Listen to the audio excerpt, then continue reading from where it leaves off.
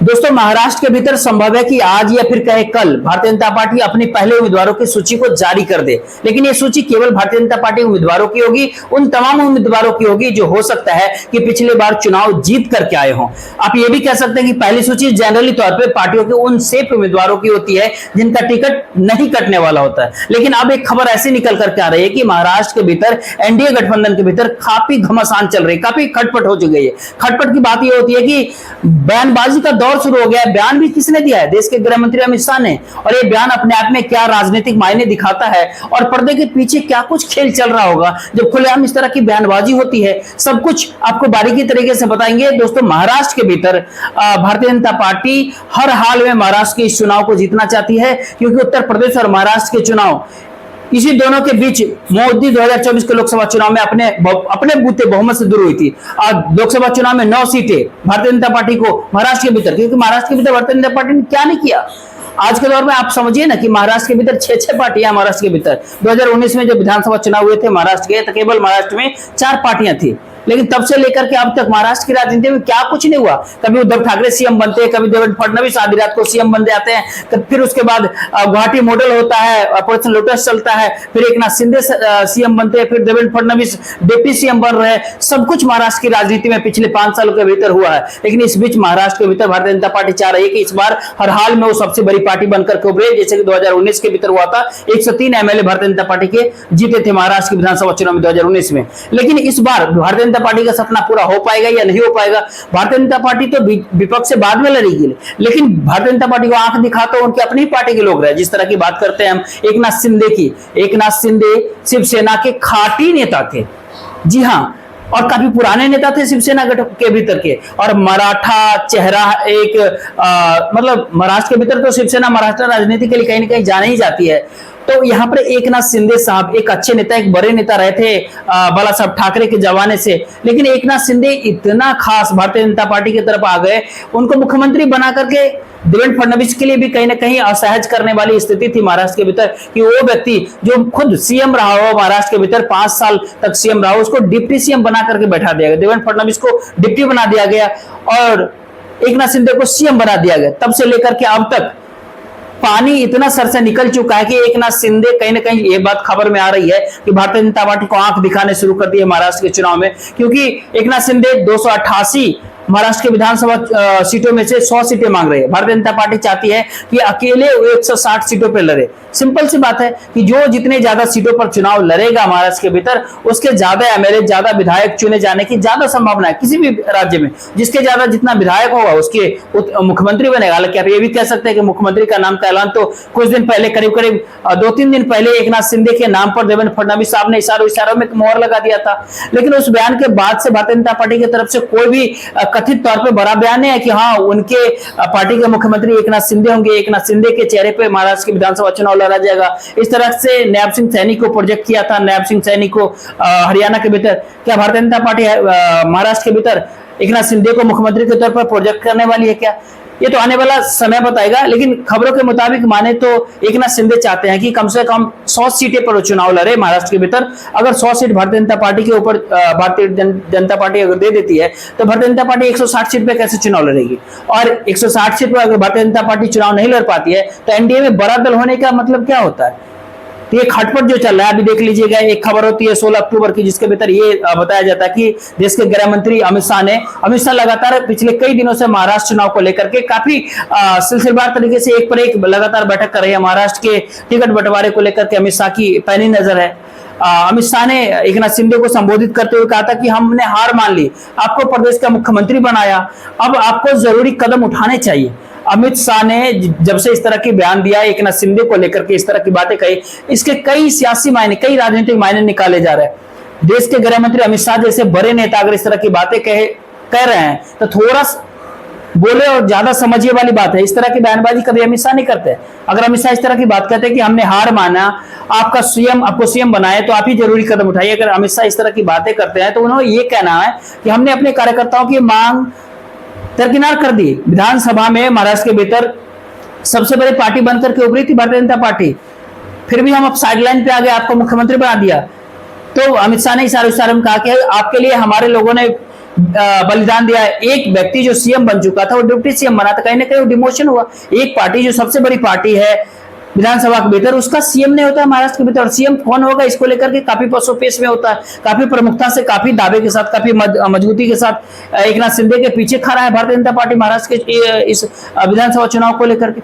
सबसे बड़ी बात है कि भारतीय जनता पार्टी ने साफ साफ कहा है कि न केवल एकनाथ शिंदे को, वो एकनाथ शिंदे जो कि भारतीय जनता पार्टी के खड़े हुए एक तरह से प्यादे ही थे गुवाहाटी मॉडल के तौर पर, तो एकनाथ शिंदे अगर सीएम बन जाते। लेकिन सवाल है कि एकनाथ शिंदे को भी सीएम इसलिए बनाया कि तब हालात अलग थे। वही अब एकनाथ शिंदे भारतीय जनता पार्टी को आंख दिखा रहे हैं, भारतीय जनता पार्टी से मोल भाव कर रहे हैं, भारतीय जनता पार्टी से कह रहे हैं कि 100 सीटों पर हम कम से कम चुनाव लड़ेंगे भारतीय महाराष्ट्र के विधानसभा चुनाव में।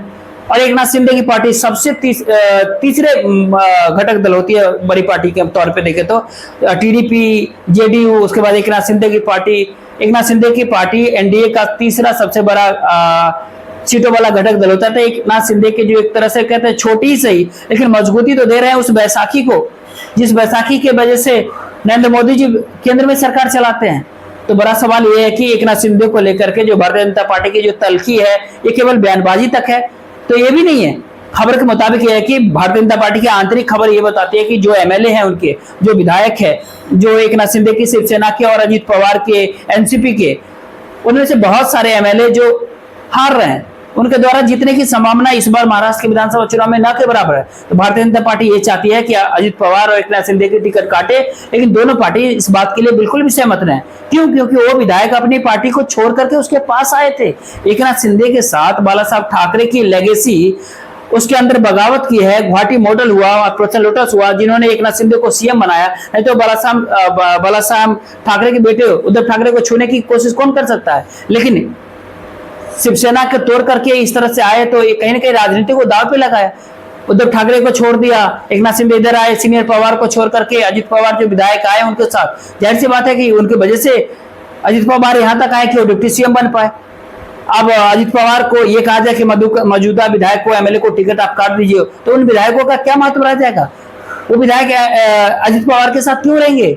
पार्टी के भीतर तो वैसे ही टूट चुकी है और टूट पैदा होगा ना कहीं महाराष्ट्र की राजनीति में। जो विधायक, जो एमएलए अपनी पार्टी के बगावत करके एक नेता के पीछे चल दी, अगर पार्टी के नेता भी उनसे अगर हाथ पीछे खींच लेगा तो पार्टी के भीतर उसकी क्या रॉयल्टी रहेगी, क्या महत्व रहेगा? ये तो यही बात कहा जाएगा जब इनकी मन करता है पार्टी से अलग करवाते हैं, फिर उसका आपको टिकट कटवा देते हैं, फिर आपको अलग थलग कर देते हैं। और तो और अजीत पवार करीब करीब 75 सीटें चाहते हैं महाराष्ट्र के विधानसभा चुनाव में। लेकिन भारतीय जनता पार्टी का आंकलन नहीं कहता कि 25 से ज्यादा सीटें भारतीय जनता पार्टी अजीत पवार को देना नहीं चाहती, एनसीपी को देना नहीं चाहती है। भारतीय जनता पार्टी ये चाहती है कम से कम 150-160 सीटों पर भारतीय जनता पार्टी चुनाव लड़े महाराष्ट्र के विधानसभा चुनाव। बाकी जो सीट बचती है उसमें एकनाथ शिंदे और अजीत पवार बांट ले, और भी तमाम जो भी दल छोटे छोटे वो बांट ले। लेकिन अजीत पवार अगर ज्यादा सीटों पर चुनाव नहीं लड़ा तो उनकी विधायकों की जीत करके आने की संभावना भी बहुत कम है। दोबारा उनका डिप्टी सीएम बनने का ख्वाब भी पूरा नहीं होगा। अब ख्वाब तो ख्वाब है, हर कोई देख सकता है। एकनाथ शिंदे जब एक बार सीएम बन सकते हैं महाराष्ट्र के, तो दोबारा सीएम क्यों नहीं बन सकते? ऐसा अधिकार है उनको सपना देखने का। आखिर महाराष्ट्र के मुख्यमंत्री का कुर्सी कौन छोड़ना चाहेगा? महाराष्ट्र जैसे राज्य, इतने धनी राज्य, पैसों वाला राज्य। अब एनडीए के भीतर इस बीच इस तरह की खबरें आती है सीटें बंटवारा को लेकर के कि देश के गृह मंत्री अमित शाह सार्वजनिक तौर पर इस तरह के बयान देते हैं कि आप बड़ा दिल दिखाइए, हमने आपकी वजह से हार मान ली, हमारी पार्टी के को गर्त में डाल दिया, अब जरूरी है आपको जरूरत कदम उठाने की। दूसरी तरफ इंडिया अलायंस, इंडिया गठबंधन की तरफ से इस तरह के बयान आप नहीं सुने होंगे। इंडिया गठबंधन के भीतर बैठकें लगातार चल रही है, कॉन्फ्लिक्ट वहां पर भी है, कौन कितने सीट पर चुनाव लड़ेगा। कांग्रेस के ऊपर दबाव वहां पर भी बनाया जा रहा है। लेकिन कमोबेश जिस तरह की खबरें आती है, जिस तरह की बयानबाजी आती है, इस तरह से इंडिया गठबंधन बच रहा है। उद्धव ठाकरे ने कुछ दिन पहले यहां तक बोल गया था कि एनसीपी और कांग्रेस को ही अगर सीएम कैंडिडेट देता तो वो उसका समर्थन करने के लिए तैयार है। ये बयान होता है उद्धव ठाकरे का, ऐसा बयान होता है कि हरियाणा विधानसभा चुनाव के बाद कांग्रेस पार्टी की बार्गेनिंग पावर कमजोर होगी।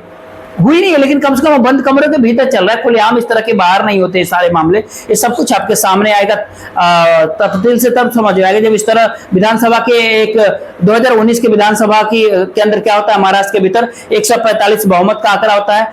2019 के विधानसभा चुनाव में भारतीय जनता पार्टी सबसे बड़ी पार्टी बन के उभरी थी, 103 सीटें।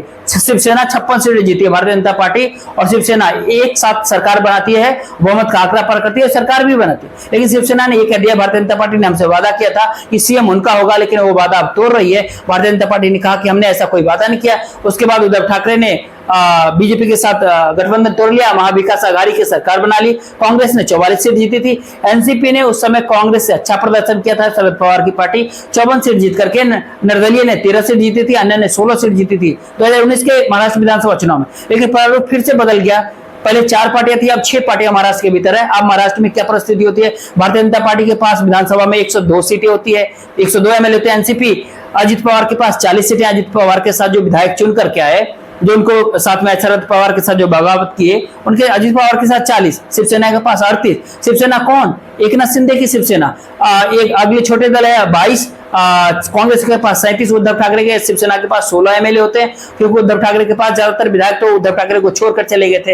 एनसीपी, शरद पवार की एनसीपी के पास है 16 एमएलए, और अन्य छोटे छोटे दल जिनके सबको मिला दीजिएगा, जो इंडिया गठबंधन का हिस्सा होता है, वो करीब 6 होता है। तो अभी काफी कंफ्यूजन पैदा करने वाला ये परिस्थिति होता है। यही विधानसभा की स्थिति होती है कहीं कम, और यही चुनौती है एकनाथ शिंदे के सामने। जो 38 एमएलए हैं, जो एकनाथ शिंदे के साथ आए, बगावत किए, ऑपरेशन लोटस में भाग लिए, उद्धव ठाकरे के साथ बगावत करके आए, या अजित पवार के जो 40 जो एमएलए हैं, उनके पास ये चुनौती है कि जो उनके पीछे जो 40 एमएलए शरद पवार से बगावत करके आए, उनको छोड़ करके आए, कम से कम वो उनका टिकट कैसे काट सकते हैं। अब ये राजनीति कैसे कितनी लंबी और कितनी हरकत मचाती है महाराष्ट्र के विधानसभा चुनाव को लेकर के, और भारतीय जनता पार्टी कोई स्पेशल पॉलिटिक्स और करेंगे, या फिर ये कहेंगे कि भारतीय जनता पार्टी ऐलान कर देंगे सीटों को लेकर के। वक्त भी बहुत कम है महाराष्ट्र के विधानसभा चुनाव को लेकर के। आप इस तमाम सारी परिस्थितियों को कैसे देखते हैं, जब अंदर खाने इतने कॉन्फ्लिक्ट चल रहा है, और भी तमाम सारी चीजें कहीं ना कहीं होती है। और फिलहाल इस वीडियो में इतना ही। वीडियो को लाइक और चैनल को सब्सक्राइब जरूर कीजिएगा, साथ ही वीडियो को शेयर कर दीजिएगा। वीडियो के बारे में आपकी क्या राय है, आप अपनी राय कमेंट बॉक्स में जरूर लिखिएगा।